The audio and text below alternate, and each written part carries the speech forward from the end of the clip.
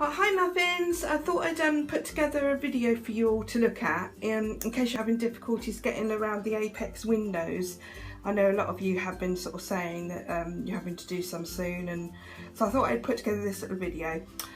When I did mine, I couldn't find anything on YouTube and I had to hunt high and low to get any kind of informal information.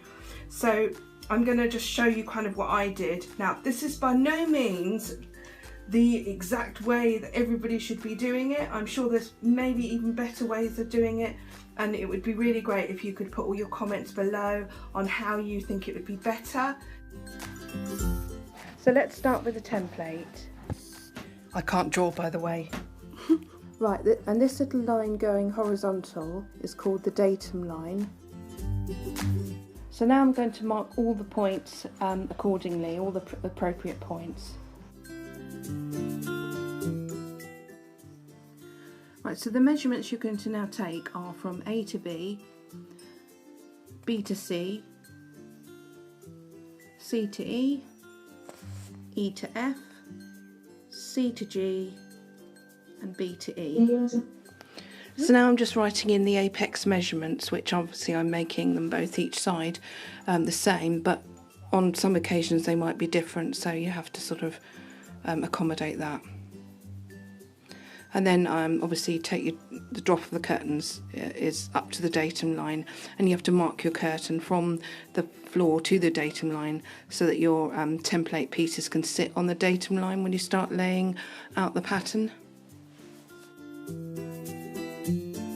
I've got a piece of black outlining that I'm going to be using for my template.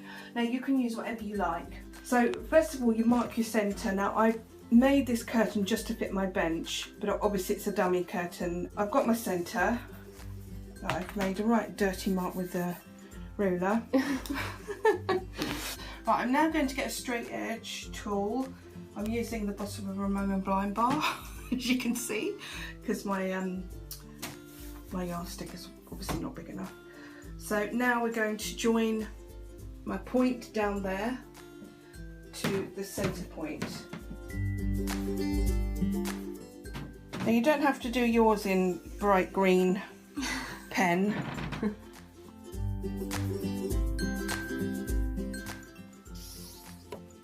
Okay, that's the first one. Now we're going to do this one.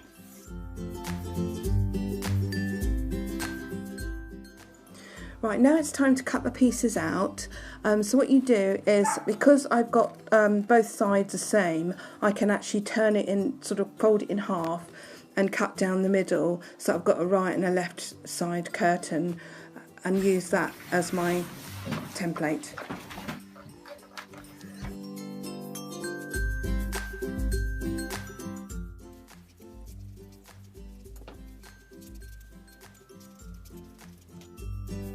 Obviously you work your pleats out as you normally would for a pair of buckram, styled curtains. Right, so now that you've got your template and you've cut it in half, if you've got the same each side that is, you then start to work out obviously your spaces.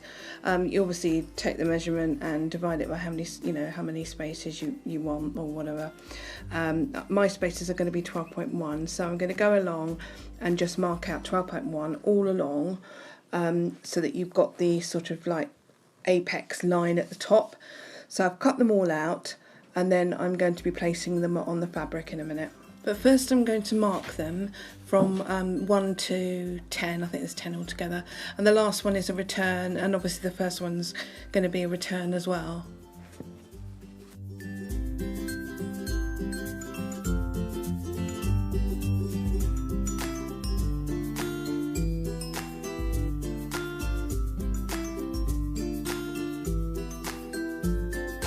Laid the fabric out flat.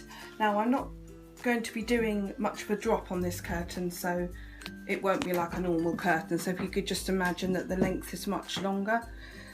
So I've done my side 5 centimetre turn in, and then I've put the pattern up against the crease where the turning is, because that's where the first pleat's going to go. The buckram's going to sit into this crease. Can I just Right, so you've cut your template into these strips, so you've got the apex shape, but you've got to obviously now include your pleats. So you've got to allow your gaps in between each space to accommodate your pleats. So my pleats are 12 centimetres because I'm doing cartridge, so I'm not doing them very big. So obviously you lay your first space out and you butt it up to the edge where you've done your sort of turn in, which I usually allow about 5 centimetres. And then obviously here I'm just checking. Now when you get to your actual spaces, make sure you allow for the fact that because they're on the slant, they will be bigger than the actual, you know, say 10 centimetres or 12 centimetres you're having as a space. So don't forget that, girls and boys. So just carry on along, you know, doing your spaces and your pleats. Obviously, when you do your pleats, they are obviously straight. So make sure that they're, you know, obviously butted up to the actual corner of the space is butted up to the actual edge of the pleat. And obviously make sure it's all straight all the way down. Accuracy is really key with these curtains. I'm sure you all know that anyway, but you know, you've got to get it absolutely accurate as hell.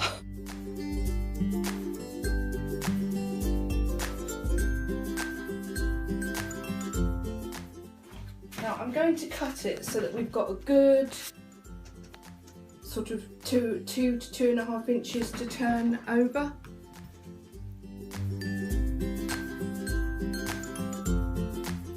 Right, now that you've made your curtain up, imagine that obviously it's a lot longer than this, and you take your measurement from the bottom of the curtain to what we call the datum line, and that's the line that runs horizontally across on the actual square part before it starts to turn into the apex. So you've got, this is going to be your datum line where I've got my pins, so just imagine I've pinned from the bottom up to my datum line, which is where the pins are. And that's where you start your first pattern piece, your first template piece. And then you go all the way along, making sure the bottom of the templates are where the pins are. Right, so now that you've got it all cut, you can take away your pattern, your template.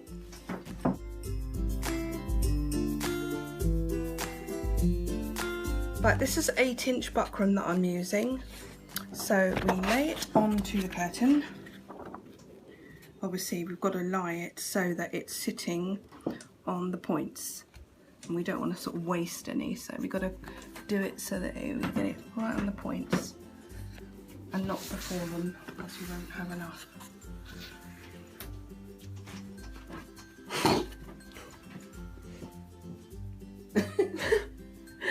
Buckram does what it wants, doesn't it?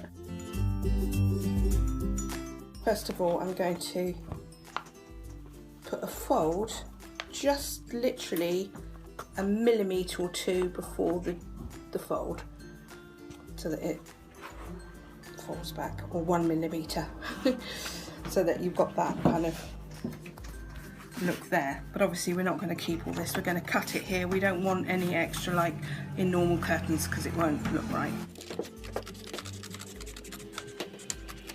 Right, so now we've laid the buckram out and obviously cut the 2.5 inches turn-ins, and now I'm going along and I'm literally cutting the buckram to the actual shape, which has to be really accurate here. Now what I did was, on the actual fabric I've actually marked it. Now some fabrics you can't do this, some you can. That one you're never going to see it. Some you have to be really careful, you might have to use a marker that will sort of disappear after a while, or just a fine line. But the thing is, if you don't use something you can see, you're not going to see through the buckram where to cut or where to mark. So you kind of need to make some really good marks on your corner bits, you know, here, so that you can go along and then mark out your lines. So I'm literally now going to just cut all this.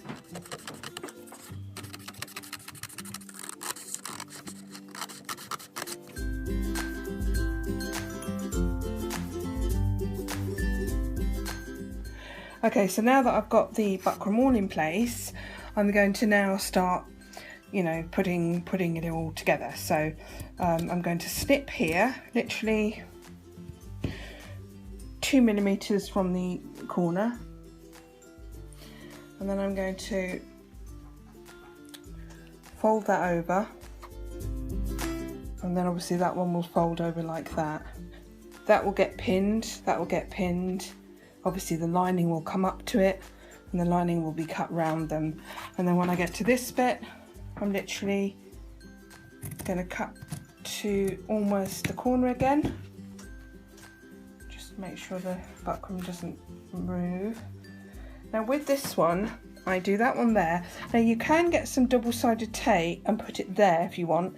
Don't put it here because you won't be able to sew. You won't be able to get your needle in because it will just get stuck on the glue. So you could do that, get some double-sided tape, hold it in place. And when you do this one, I tend to sort of like crease it a little bit like that, so that it goes into a kind of like a neat little crease. Obviously I've got to cut this one. You have to sort of cut it as you're going along really, or cut it first.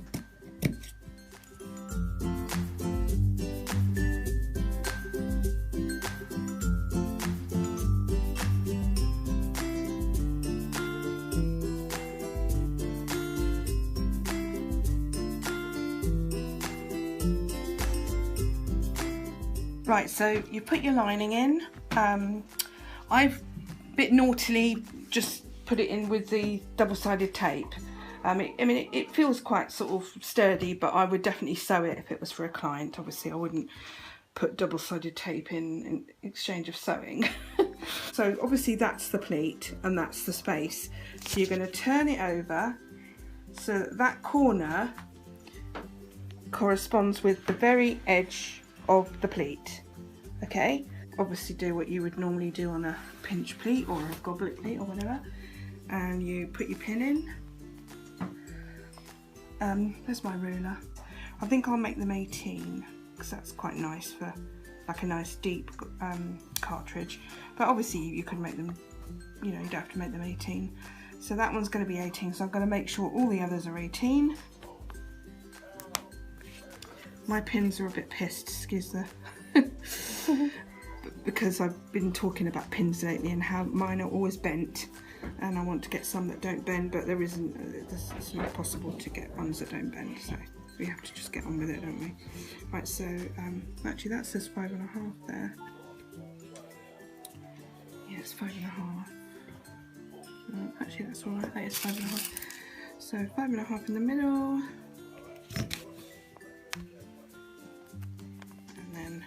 I just follow where I've actually put the pin in and not where it's ended up. So you've got your line there, and that's where I'll sew. And then obviously when you turn it out and it's straight, you'll see, girls and boys, that you'll have like a straight edge, and your buckram will, your Velcro will go across here.